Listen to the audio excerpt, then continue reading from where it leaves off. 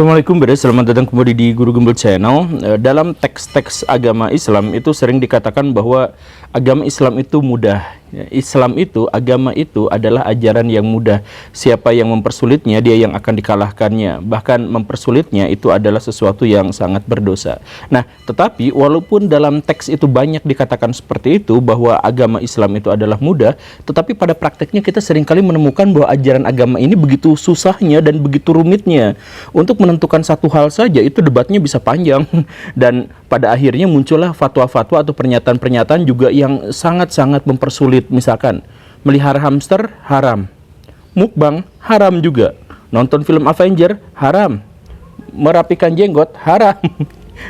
Kemudian pokoknya mah yang haram-haram seperti itu. Nah, kenapa hal-hal yang semacam itu bisa diharamkan? Bukankah dengan pengharaman itu berarti kita mempersulit? Nonton bola juga haram. Jadi gimana ceritanya? Ternyata di antara ada keanehan ini, di mana di satu sisi dikatakan mudah tetapi di sisi lain kok semuanya jadi susah, ada satu masalahnya, ada oknum yang membuat Islam itu menjadi ajaran agama yang sangat susah. Simak videonya, yuk kita mulai.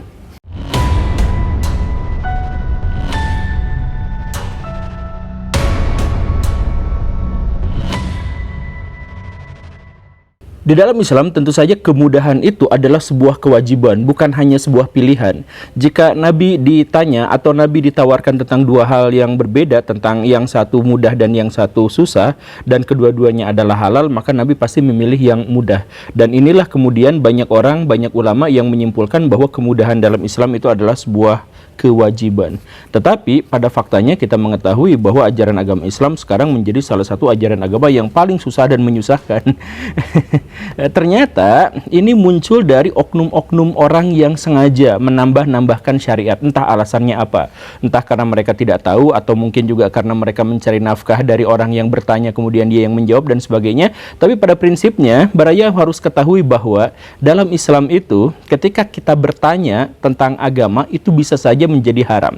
Bahkan salah satu dosa yang paling besar yang bisa ditanggung oleh umat muslim itu adalah ketika mereka mengajukan sebuah pertanyaan di mana hasil dari pertanyaan itu menghasilkan syariat baru atau menghasilkan larangan baru.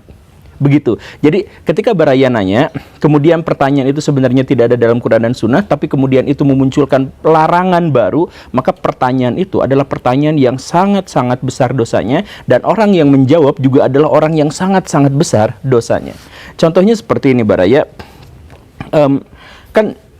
hukum memelihara hamster ada nggak sih? Nggak ada. Di dalam Quran, di dalam Sunnah itu nggak ada cerita hukum memelihara hamster. Tetapi pada masanya di zaman sekarang, di akhir zaman ini, ada orang yang bertanya apa hukum memelihara hamster. Lalu lebih gilanya lagi adalah para ulama menjawab itu. Ada yang mengatakan boleh karena ini termasuk jenis kelinci-kelincian, ada yang mengatakan nggak boleh karena ini jenis tikus-tikusan dan lain sebagainya. Kemudian mereka berdebat di situ. Nah, coba lihat teksnya. Kalau misalkan Baraya melihat ulama yang menjawabnya, mereka dengan jelas mengatakan sebenarnya di dalam syariah gak ada, sebenarnya dalilnya gak ada larangan. Tetapi dia kemudian menjelaskan begini dan begitu. Itu dosa yang paling besar itu seperti itu. Artinya apa? Menambah syariah baru. Jadi ketika dalam Islam itu Baraya menemukan satu masalah, cari di Quran. Kalau tidak ada, di Sunnah. Kalau tidak ada, ya udah istihad, selesai di situ. Gak usah malah bertanya kemudian memunculkan syariat baru. Sekarang pada faktanya adalah orang-orang Islam terjebak pada syariah-syariah yang baru, tafsiran-tafsiran baru yang kemudian disakralkan. Padahal itu adalah pernyataan para ulama saja. Contoh yang lain, kemarin ada pertanyaan, hukum mukbang itu apa? Kan itu gak ada di dalam Quran dan Sunnah. Kalau misalkan gak ada di dalam Quran dan Sunnah, diamkan itu.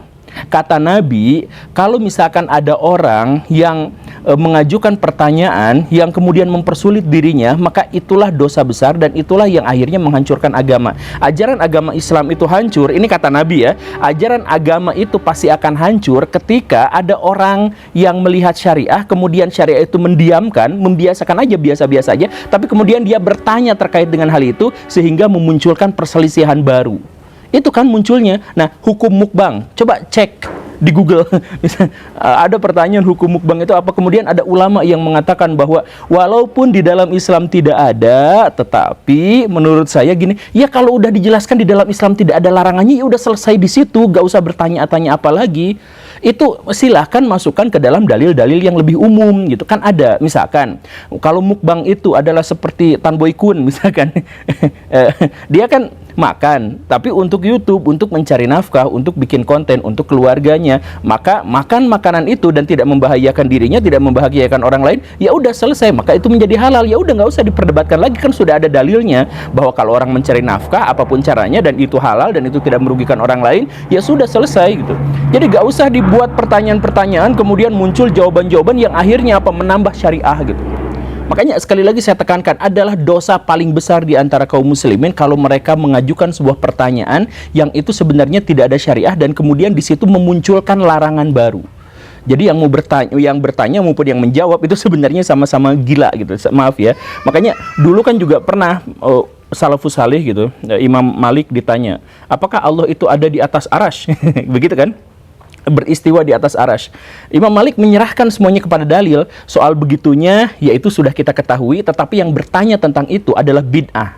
Ya udah selesai. Jadi gak dijawab, ya udah selesai sampai situ. Sekarang yang terjadi sebaliknya. Orang NU dengan orang Wahabi itu debat hebat soal apakah Allah itu duduk di atas aras atau ada di mana-mana. Akhirnya apa, memunculkan perselisihan, kan tadi di situ dijelaskan dalilnya. Itu dosa paling besar, itu menghancurkan agama ketika ada sebuah pertanyaan yang diajukan dan itu mempersulit diri dan akhirnya memunculkan syariat baru. Itu kan akhirnya apa? Yang Wahabi mengatakan keluarin dalilnya semuanya begini, yang ini keluarin dalilnya sebenarnya itu adalah sesuatu yang tidak usah diperdebatkan, tidak boleh diperselisihkan. Karena apa?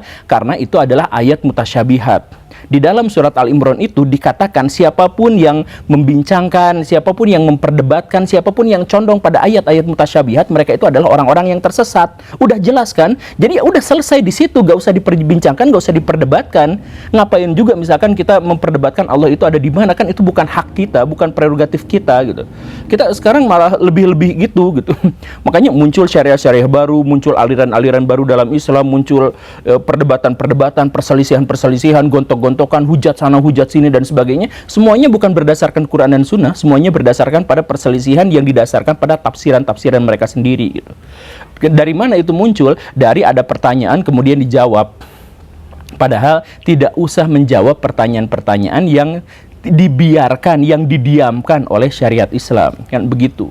Nah sekarang misalkan orang-orang Kristen di tanggal 25 Desember itu mereka merayakan sukacita, senang-senang, kumpul-kumpul sama keluarga, makan-makan, bahkan ada yang mabuk-mabuk apa segala rupa, pokoknya mah ngumpul-ngumpul. Mereka senang-senang. Yang dilakukan oleh kaum muslimin itu debat hebat panjang tentang bolehkah mengucapkan selamat Natal kepada orang-orang Kristen. Itu kan tidak ada di dalam Quran dan Sunnah. Ingat, tidak ada di dalam Quran dan Sunnah, dan jangan cari-cari ayat untuk dicocok-cocokkan dengan itu. Nggak boleh, haram itu ya. Jangan dicocok-cocokkan. Kalau memang tidak ada, ya udah berarti maksudnya adalah pembiaran. Kalau misalkan maksudnya pembiaran, baraya mau melakukannya, baraya mau tidak, ya udah selesai gitu. Dan jangan ada orang yang menghakimi satu sama lain, yang mengatakan ini haram, yang mengatakan itu halal. Ya udah selesai di situ gitu.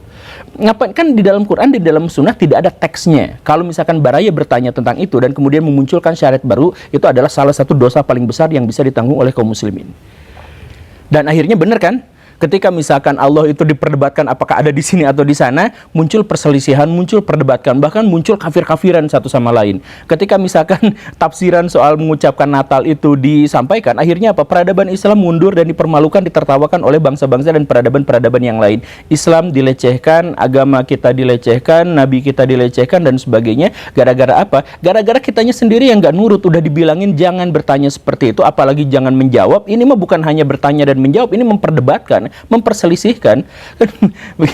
Ya begitu. Makanya baraya please lah, kalau misalkan nanti gimana tuh saya kalau misalkan saya bingung soal agama, apa yang harus saya lakukan? Gini baraya, pertama, kalau misalkan baraya pengen tahu tentang segala sesuatu, cari itu di Quran. Kalau tidak ada, di Sunnah. Kalau tidak bisa, ya udah istihad. Kan secara pribadi istihad itu boleh. Kalau misalkan istihad untuk halayak umum gitu, ya mungkin itu para ulama yang memiliki otoritas. Tetapi kalau misalkan istihad pribadi, ya lakukan saja, karena memang dalilnya seperti itu. Cari di Quran, kalau tidak ada cari di Sunnah, kalau tidak ada ya udah beristihad saja, selesai di situ. Nah, tetapi saya tetap masih bingung, kan saya nggak bisa baca Quran dan Sunnah dan saya nggak ngerti tafsirnya. Kalau begitu, baraya cari ulama yang menurut baraya otoritatif, kemudian baraya bertanya di situ, tapi minta jawaban hanya dalil Quran dan Sunnah saja. Jangan pendapat pribadinya, jangan tafsirannya, atau tafsiran boleh lah kalau misalkan kita kan nggak paham soal misalkan ya soal dalil, tapi jangan pendapat pribadinya.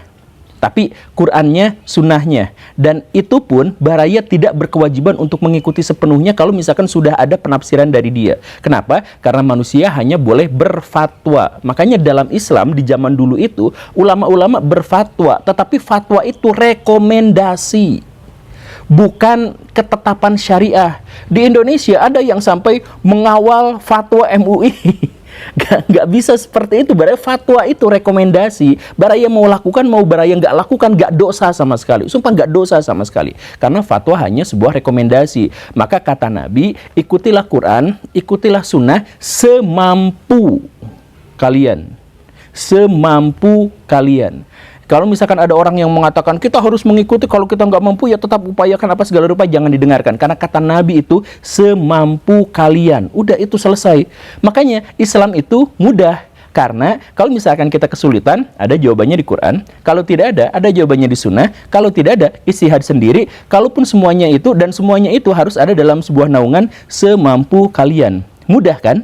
Sekarang dipersulit. Kalau misalkan ada masalah, lihat Quran, lihat tafsirnya, debatkan dengan tafsir yang tafsir ini diperdebatkan segala rupa, kemudian diperselisihkan, masuk ke dalam kelompok ini, masuk ke dalam kelompok itu, masuk ke dalam kelompok itu, kemudian saling menghujat satu sama lain, baru menjalankannya.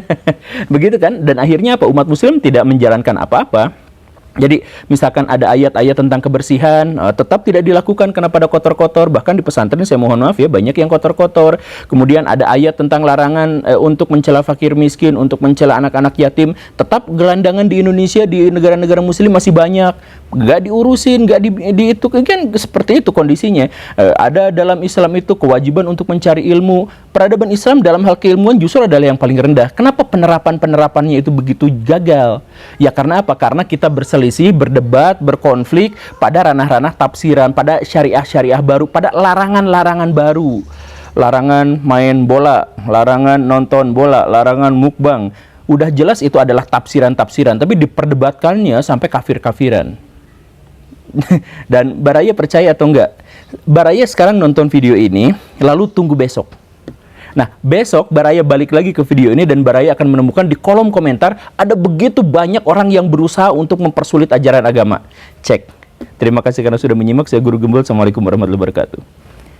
Sebenarnya saya kesel banget ini bahas tema ini. Masih banyak yang pengen diperbincangkan tapi gara-gara kesel jadi kan di zaman Nabi itu sebenarnya tuh gak ada satupun para sahabat yang pernah bertanya, ya Rasul ini hukumnya apa? Sebenarnya itu gak pernah ada, tapi itu justru menjadi ciri khas umat muslim sekarang. Jadi kalau misalkan nanya ke ulama pasti ini hukumnya apa gitu ya, dan hal yang semacam itu gitu.